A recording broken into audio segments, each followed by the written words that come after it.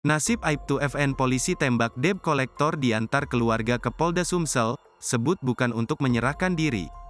Aibtu FN polisi tembak dan tusuk debt kolektor di Palembang dikabarkan telah menyerahkan diri, Minggu, tanggal 24 Maret tahun 2024 malam. Kuasa hukum Aibtu FN, Rizal Syamsul SH mengatakan, kliennya tersebut diantar oleh keluarga ke Polda Sumsel tadi malam. Tadi malam sekitar jam 12 FN diantar oleh keluarga dan Polres Lubuk Linggau. Sekarang lagi di Bitpropam, ujar Rizal saat dikonfirmasi, Senin, tanggal 25 Maret tahun 2024.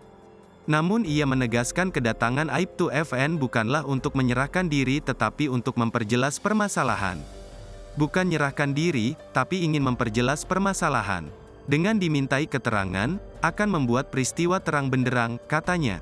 Di Reskrimum Polda Sumsel Kombes Pol M. Anwar Reksowijoyo mengatakan, pihaknya telah menerbitkan status daftar pencarian orang, DPO, terhadap Aibtu FN.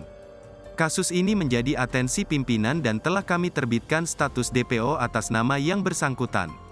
Tapi pihak keluarga telah berjanji akan bertanggung jawab dan segera menyerahkan dia dalam waktu dekat, ujar Anwar, Minggu, tanggal 24 Maret tahun 2024. Istri dari kedua belah pihak, baik debt kolektor dan Aibtu FN telah membuat laporan ke Polda Sumsel dan masing-masing mengklaim jika suaminya menjadi korban tindak kekerasan. Menanggapi hal itu, Anwar mengungkap kalau pihaknya akan mengungkap sesuai fakta yang terjadi dan memeriksa rekaman CCTV yang ada di sekitar lokasi untuk melihat siapa yang memulai duluan. Namun, siapapun yang mulai melakukan tindak kekerasan terlebih dulu keduanya tetaplah salah.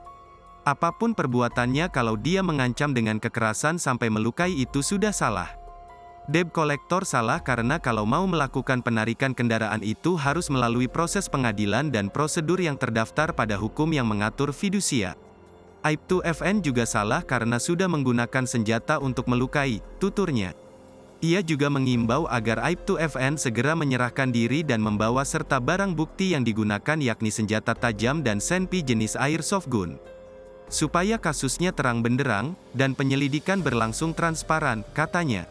Lanjut Anwar mengenai status kepemilikan kendaraan dan tunggakan yang dimiliki oleh Aibtu FN bukanlah ranahnya. Sebab hal itu sudah menjadi ranah UU Fidusia. Untuk saat ini mobil yang hendak ditarik debt kolektor itu diamankan di Polda Sumsel. Kami hanya fokus pada penganiayaan dan tindak kekerasannya saja, tandasnya. Download Tribun X sekarang. Menghadirkan lokal menjadi Indonesia.